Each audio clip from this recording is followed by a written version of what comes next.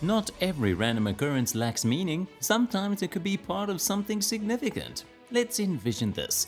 A gardener who nurtures plants and saplings. Contrary to all exceptions, they all grow remarkably healthy, high-yielding, and disease-free. What would you think if you witnessed this? Would you possibly credit the gardener for his outstanding gardening abilities, or would you actually test the properties and the fertility of the soil? Just as the universe holds endless possibilities that yield endless discoveries, not all of these discoveries result in the best outcomes. We are now going to talk about Webb's one such discovery in the Orion Nebula.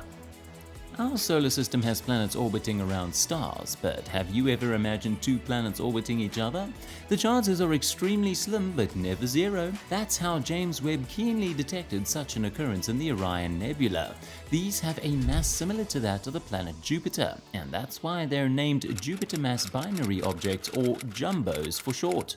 But how many of these were found in this astral crash? The Webb discovered not one or two, but 40 jumbos. This embodies nearly 1/10 of the entire set of planets that wander around in the Orion.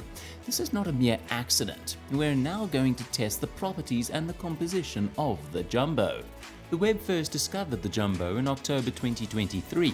Real questions about how these entities are formed casually surfaced. Also, the astronomers officially stated that there are more such occurrences in the universe, but they are diminutive and can only be found upon incorporating techniques such as gravitational microlensing. It's a renowned technique used to find new planets. Let's now discuss how weird the jumbo's orbits are. The scientists admitted that it's one of the oddest occurrences ever in the history of astronomical discoveries. These binaries are at the outset of their existence, meaning they're only a few million years old. It might sound really old, but remember, our Earth is 4.5 billion years old. Why do these binaries actually orbit around each other? If you're wondering how close they are whilst orbiting each other, they're pretty far. In fact, the distance will leave you astounded. They're caught up around each other with a distance of 200 astronomical units. Okay, let me break this down for you so you've got some better imagery.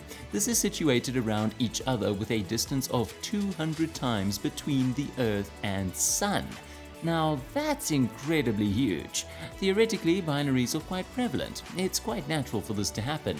In other words, 1/3 of all the stars present in the Milky Way galaxies are either binary or more, which elucidates its frequency. However, it's important to note that the occurrences are directly proportional to the size of the stars. The larger the star, the higher the frequency. For instance, 75% of massive stars are binaries. But what does this have anything to do with jumbos? It certainly has something to do. Jumbos are not likely or impossible to exist at all, but how are they existing?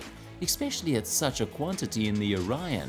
According to reports by Webb, two further jumbos were orbiting in triplets, which is almost against all odds, leaving all astronomers scratching their heads. Scientists have now come to a conclusion that the standard theory of planet formation might not be the only one right theory given the circumstances.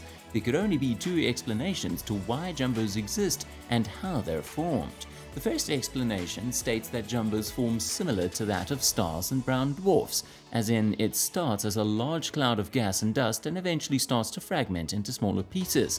But there's a limit to that, a boundary where it cannot break down further. However, you may be surprised to learn that jumbos are 10 times smaller than that limit. The explanation proclaims that the formation of these binaries are similar to how planets formed around young stars, just like how our planet did 4.5 billion years ago. They begin as disks of gas and dust around young stars, which are prominently called protoplanetary disks. Then they were probably pushed off their home due to various internal or external gravitational forces. The scientists are still clueless and state that there's still no crude evidence to prove their birth and existence, but they do believe that such occurrences are not limited to the Orion Nebula, but also in other such planetary and celestial clusters.